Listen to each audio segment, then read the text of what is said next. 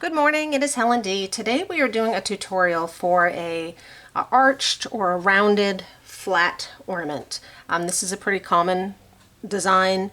They're pretty easy to put together, so I just thought I had some to do. I'll walk you through it. So this one I already finished. I finished it yesterday, and the one that we're going to do is going to be exactly like this. I dug through my box, and I have another one that I did a few years ago. Bit of a different hanger. I used pom-poms on the side, a fussy cut of flamingo on the back. These both happen to be hands-on design. I think this one is called Flamingle Bells, and this is from her Polar Peak series, which is a few years old. I can put more information on those below. Hands-on Design does these very often. But other designers do them as well. The ones I have just happen to be Kathy's. So some designers will give you a template that you can use to go by, and that way figuring out your template and everything is a little easier. If they don't, or if you've stitched it on a different count and need to adjust, we'll make a template so that you know how to do it. So I have my light box, my light tracing pad. This is the one we're going to do. I think this is called Polar Bear Plunge. I did iron it. There's no interfacing.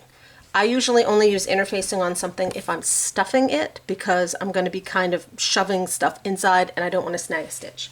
So if you don't know or don't have a template, what I'm going to do is with my ruler, I'm going to measure how wide it is from its widest point. This one is just about 3 inches, and then decide how much you want showing. I left about 1/4 of an inch on the sides. So I'll go out 1/4 inch. I know it's going to be 3.5, but I'll go out 1/4 inch and it will be about 3.5 inches. So then I will take a piece of paper. Today it happens to be cardstock. That's what I had within reach. And a pencil. Bonus points if it is an ancient Jurassic World pencil that probably came from a Valentine box. And I'm just going to draw a straight line and then another line 3.5 inches. So one line, and then we'll go 3.5 inches. If you hear stuff behind me, that's Emmy. She's playful today. She might be up later, you never know.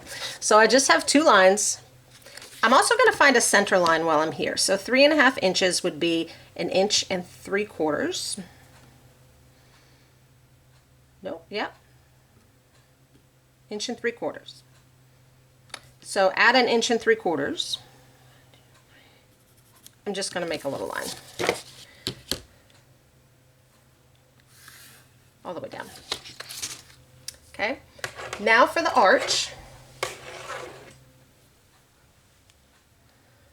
I'm going to turn on my light pad, and this was a little harder to do on the cardstock than the paper, but it can be done. So I've got my piece on there, and then I'm looking through to kind of line up, and like I said, this one was a little harder. So what I ended up doing was cutting it out on my strips. If you had regular paper, you could see through no problem.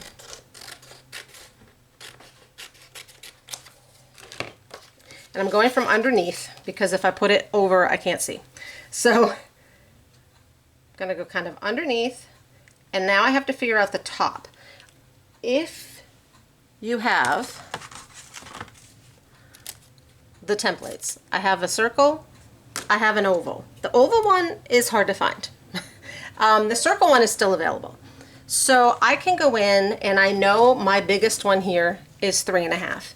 And I can put that on there and say, okay, if I did a 3.5 circle, would that be the look that I wanted? And in this case, that is going to line up perfect. If you didn't have one of these, you can use your compass and set it to be, right, set it so it would be 3.5. And then, preferably before you cut this out, you match that up to the center line and draw your circle. So that will give you the arch. If it is kind of a wider piece and a circle is a little too too much. I like to go a little wider than I need and then start out a little wider, right? That kind of flattens out the top of your circle. And then when you cut it out, all I do is I cut it out and I kind of round the edge a little bit when I cut it. And then I fold it in half and I make sure they're even because sometimes they're not. So this one, I have already made my template. Oh, it must be up here. I made my template. A couple of mine were a different size, so that's why I had two up there. So I have my template. Then I'm going to take my template and use, I just brought it up here. I'm going to draw out on mat board. I can turn this off. I'm done with this. Let me get this out of the way. So that's for making your template, and then you can move it right out of your way. So I'm going to draw on my mat board two of my template, a front and a back. I have some of this comic book board, which is an acid-free. It comes in giant packs of like 50 or 100. I know you can get it on Amazon and probably through your, like if you have a game store, they would have it. And it's it's thinner. It's easier to cut. It's still acid-free. If mat board gives you a hard time, this might be something you want to try. So I cut my two pieces to size. I've already done the back to save us time. So I had my two pieces, my front and my back. Then I'm going to put some batting on the front. I'm going to put batting on both pieces. I want it on my front and I have some on my back. That just makes it a little easier later on when we're sewing things together. So normally I have my giant twin size sheet thing of batting, and I will go in with some of my score tape. This is an acid-free double-sided tape, and I like it because you can just rip that right off. I stick that on there. Then I will stick this right on my big piece of batting and cut a chunk off. I cut a chunk off for us so it would be easier. And I'm just gonna stick that down on my batting and then trim around that.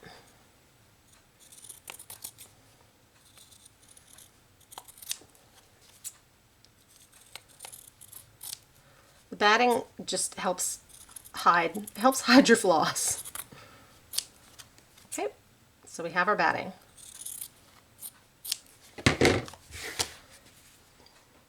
Now for the actual sewing, to put this on here. I'm going to take my template. It's not even a template anymore. I'm going to take my backing board and hold it up to the light, so you won't really be able to see this, but I'm going to hold it up to the light to kind of get it fairly close. Doesn't have to be perfect. Fairly close to what I need it to be. Okay? Then I'm going to flip it around, straighten it up if it's crooked, and just kind of trim this in the right shape. I like to get rid of the selvage, like this end, just because it's a little thicker, if there happens to be one on there. So I'm going to cut this probably an inch-ish, all the way around.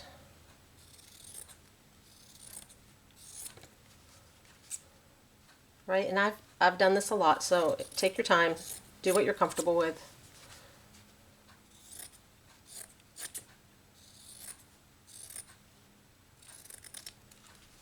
Right, I think I want a little, okay, get rid of your scraps. So now we have our stitched piece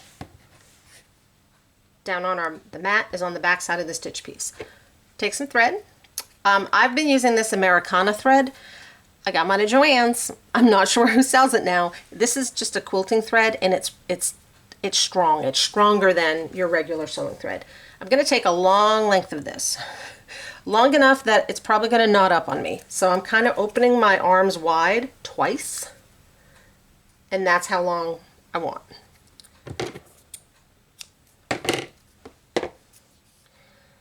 Then you get to watch me struggle to make a knot. I know there's the trick with the quilter's knot. I have yet to figure that out. So I'm just going to tie my knot my old way. Find the other end of this long string and get a needle. And you don't need your doll needle, you can just use a regular sewing needle. Thread that. I had to get a new one because the eyeball of my trusty bent needle, I couldn't get thread in it. It was just too small. And now I'm ready. So I like to start on the flat side, start on the flat. So I'm going to kind of fold this over and take a little bit of a little bite. And I'll show you close up on the next one so that it will stay in place. Pull that all the way through. Fold it over on the other side. Do the same thing. I'm not overly worried about the front side yet. I'm going to get a few in here and then we'll check and see. It's forgiving, so you can move things around. Okay, so I'm just kind of taking a little bite like that, pulling it up. We're just lacing it on. And it's not even a perfect lace. It is a light lacing. And I'll keep doing that up the flat side. And then when it starts to hit the curve, we'll deal with that.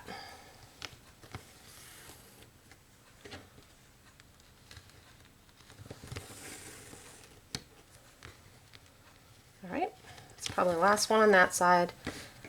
Okay, before we deal with the curve, I am going to flip this around and just start to see like how crooked I am. And you can kind of just move it around with your fingers. Bend the top down, see if that's about where you like it, and the bottom. Wiggle it around. Okay. Now, for the curve, we're going to do just a running stitch around the edge. So it's the same thing where you just kind of take a little bite, except you don't go across, you just will go all the way around, taking that little bite. You can use your doll needle for this. I just didn't want to have to change. It does this a lot, where it gets stuck on the other side. So just be careful of that. Pull it through. Try not to make a knot. Typically, I would rather use shorter threads and start new ones if I have to, but it is easier when it's all one. So we'll keep going around.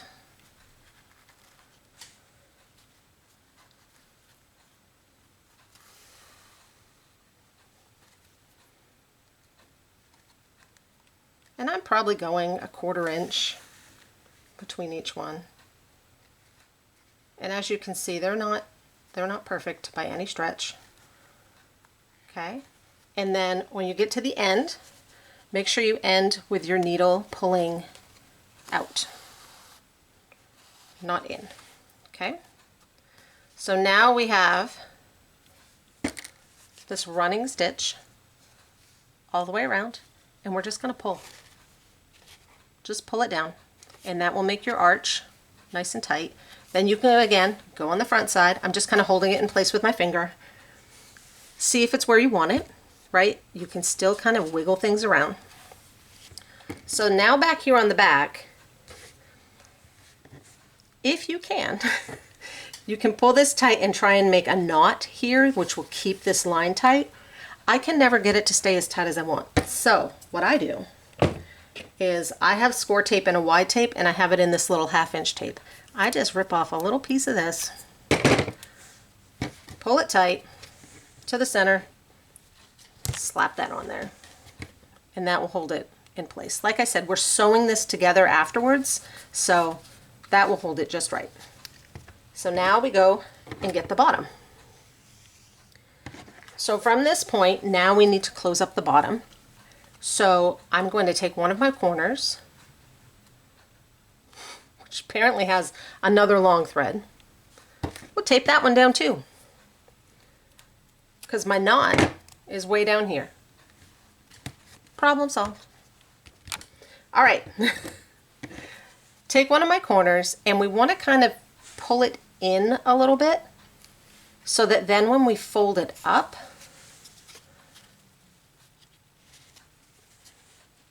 you can see there's a little, like it's not right to the edge. There's a little bit of room in here. So I went I went on the same side I kind of finished my arch, right? Here's my tape. I'm going to come down in and poke out from the inside to the outside, right on that edge, and pull that through. And then I'm going to come back and do that a few more times to tighten this corner. That will get you a nice sharp corner. Now I'm using a white thread. You could use one that's the same color or close to your fabric. I know that I'm using a white trim on this, so it didn't bother me to use a white thread, and I knew it would be easier for you to see. And I don't have any blue Americana. Here's my knot.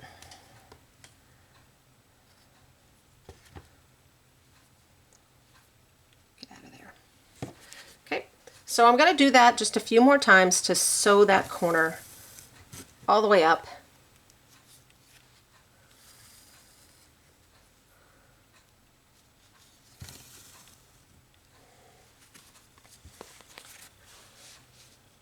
So I sewed that right up. I'm ending kind of on the outside. Now I need to get down here to this side. So I'm going to tuck my needle and run it kind of under some of that fabric, just so my thread is more manageable and where I want it. I'm making sure there's nothing stuck on the front. Now I'm going to run stitching lacing lines from here up to the top. But before I do that, I want to try and see this unruly corner. I want to do, while I have floppy room, the same thing where I push that kind of in and down to give me that extra space, and then I'm going to pinch this with my finger as we go along. You could put a clip on there. I just hold it with my finger. Now we do the same thing where we kind of will take a little bite. Only this time I'm going to come up just to one of these little ridges and lace it that way.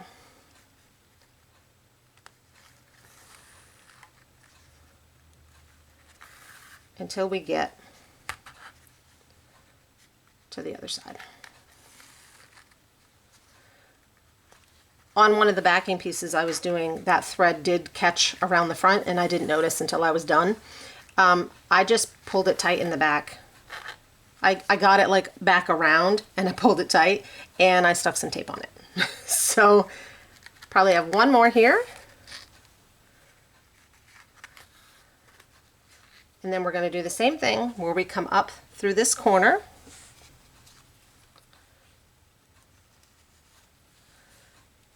Right on the corner, pull that through, and then do the same thing where we're going around to tighten this corner down. And you can check your front as you're going to make sure it's as you like it. Okay. So now that corner is all down. I'll come in here and make a knot, right? I'll kind of just take a little bite of the extra fabric, make a loop, whoops, and go through it to make a knot. Then I'm going to again kind of go under some of this extra fabric just to get it on the inside so there's nothing sticking out, and cut it. And if there's a long piece that's annoying you, slap some tape on it. So there's our front. Now you can see I'm a little crooked, right? But like I said, it really is kind of forgiving. So I'm crooked right here on the bottom. I can go in there and really kind of just work it with my fingers, and you'd be surprised at this point what you can still get to wiggle around where you want it to be.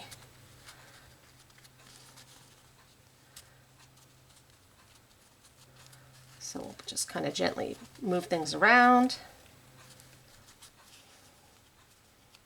Right? So now it's about where I want it to be.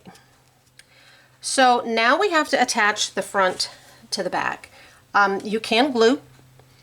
I would use the Aileens tacky glue and then flatten it with a big heavy book and let it dry.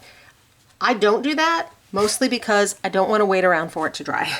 So I will actually sew mine. I need a longer piece of thread. And by sewing it, I know it's going to hold it together nice and tight and I can just keep going. So I'm not going to go all the way around on this one. I'll show you how I start, and then I have one partway through. But before I go around, I need to figure out my hanger. There's a couple different ways you can do things. I have examples. Hold on.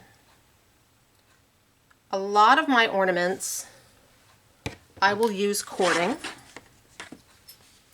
This is not an arched one, but it's the same thing, right? I use cording and I go around and I make a hanger from the cording.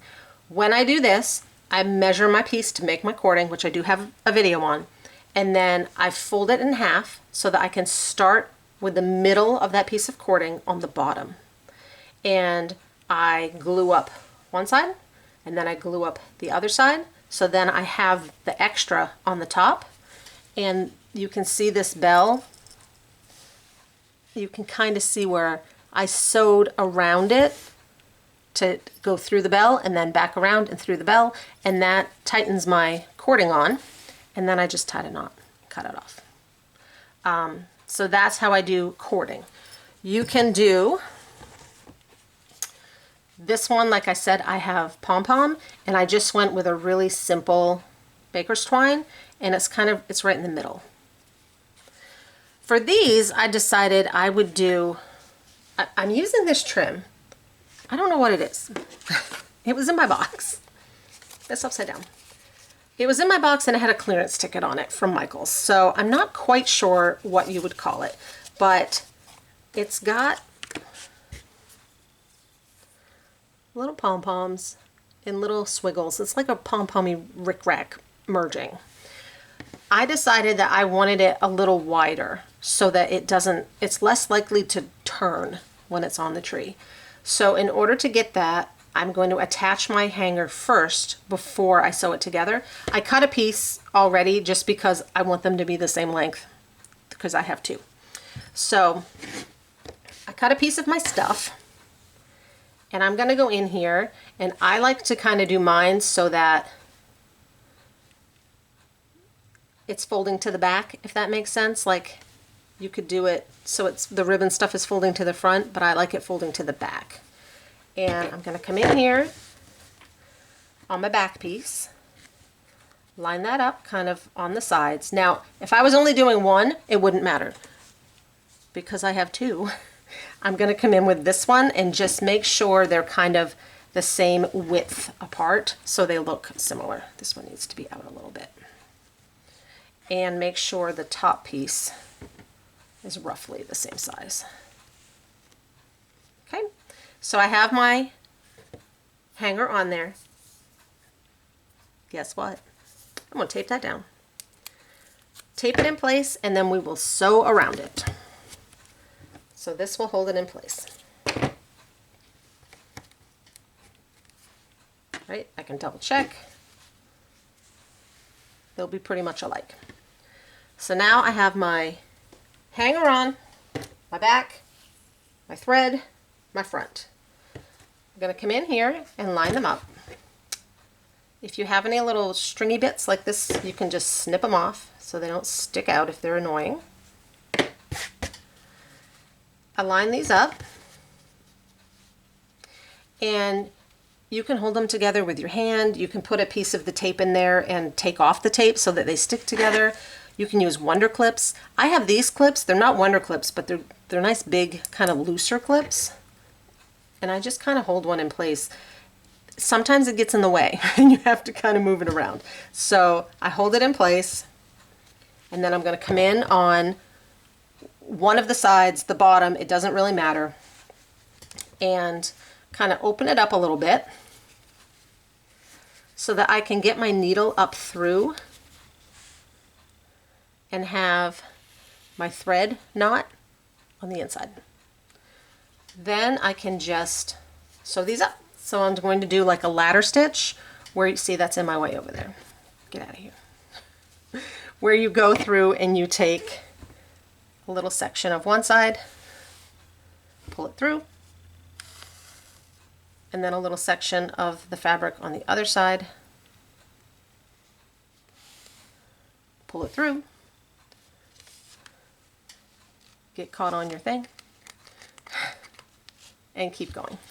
So I sew them like this all the way around. I'm only going to get to the hanger for you so that you can kind of see, and then we'll switch. I'm trying not to have this thread show, but I am going to cover it with a trim, so I'm not totally worried about it. And this is where having the batting on the back piece comes into play, because then it gives me a little bit of a gap. It's a little looser, right? This edge fabric is a little looser, so it makes it easier to get my needle in there to sew them together.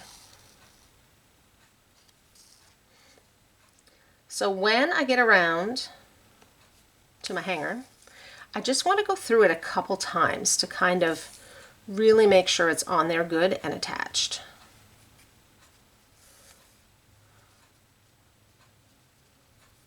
So, probably got one more. So this time when I go through the back and then I come back up to go right to the other side, I'm going to make sure I come like right through whatever kind of hanger I have, unless it's the baker's twine. That stuff you really can't.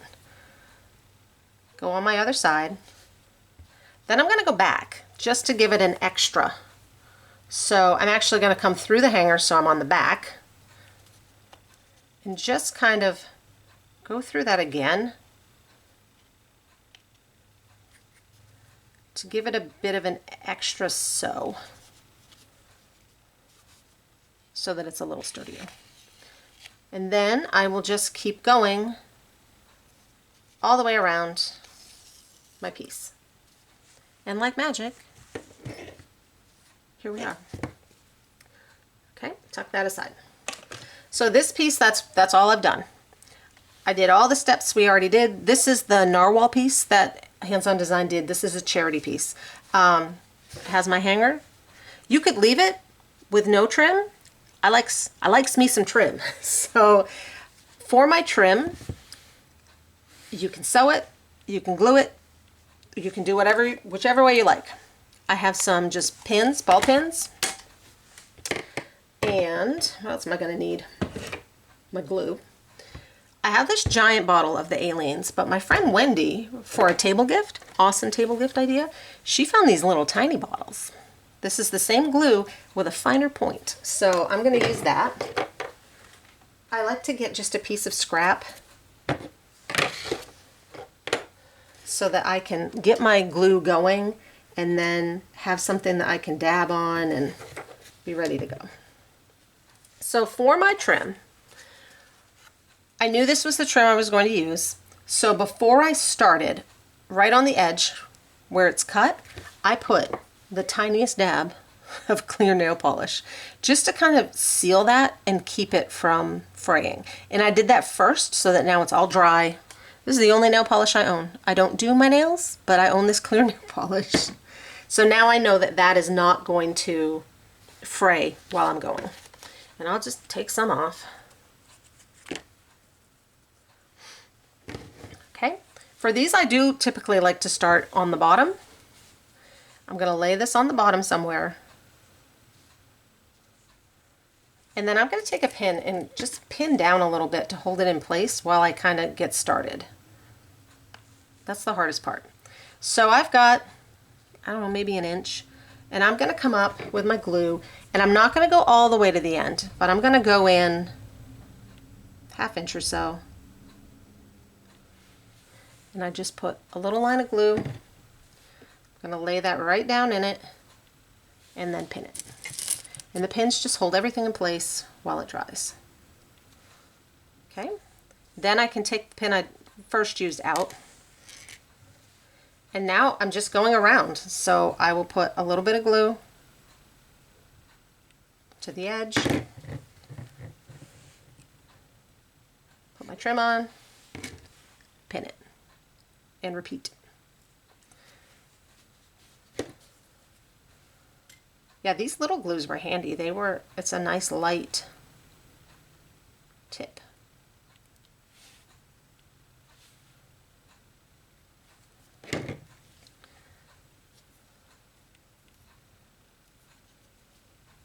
And I leave the pins in. Yesterday I forgot about them when I did the others, and they were in for a while. And I just kind of just wiggle them as they come out, and they came out no problem. Sometimes on the edge with the extra fabric, it's a little tougher to get it in there. So when I get up to the hanger, I'm just going to go right around it in the front. I'll show you.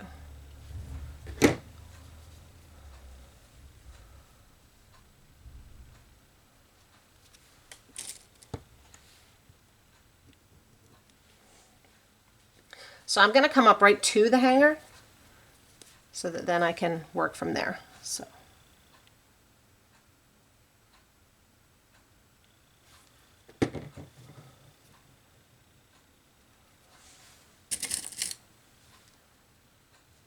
Okay. What I've decided to do that works best is I'm going to go in front of the hanger. So I kind of will pull it back out of my way. Put some glue on.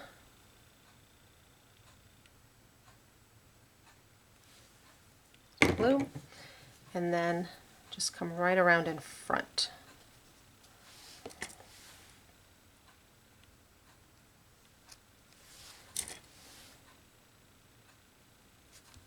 So then the hanger is just kind of right behind it. Whoops, it fell over. But it's covered up nice. So I'll do the same thing over here.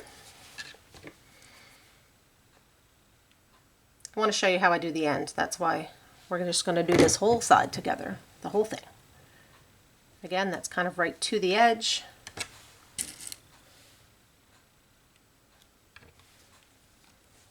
And then do the same thing. Hold the hanger down out of my way.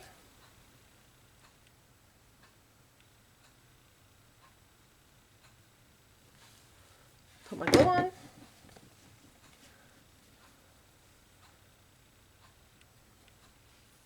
The Aileens does dry clear, in case you're wondering.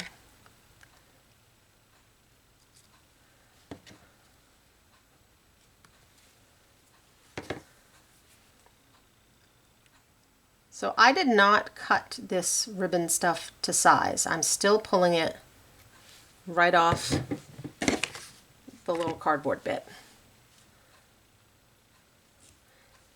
That keeps my end from fraying, and then I don't waste any. Especially because I don't know what this stuff is, and I kind of like it. Okay, so now we're on the bottom. I'm going to go over until I'm just a 1/4 inch or so from this bit that we haven't glued down yet.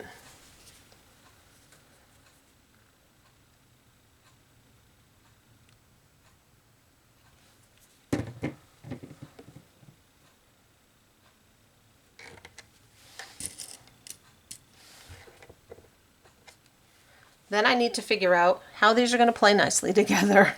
So I'm going to unpin that first one just to get it out of my way. And I have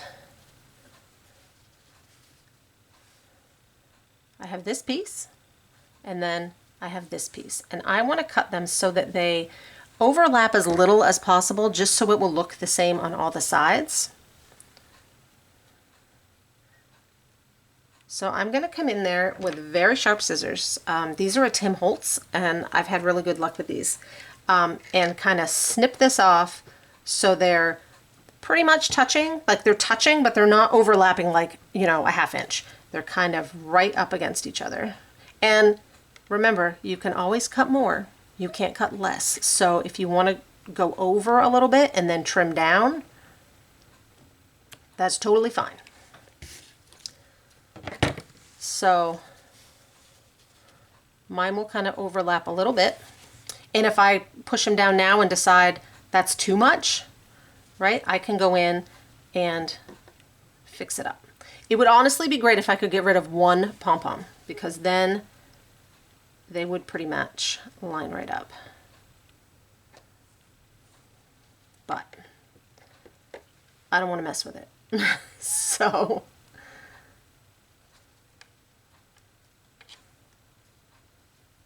all right, I'm going to pick a side, the first side we did, glue that down all the way to the end.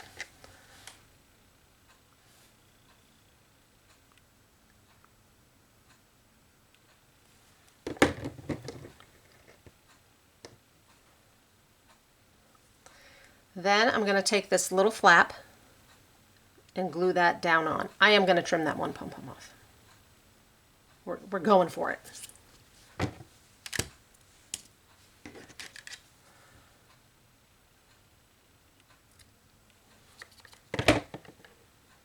Okay, so now I'm going to take the little flap, the second flap, and put some glue down, and my glue will actually go just a little bit on that first piece.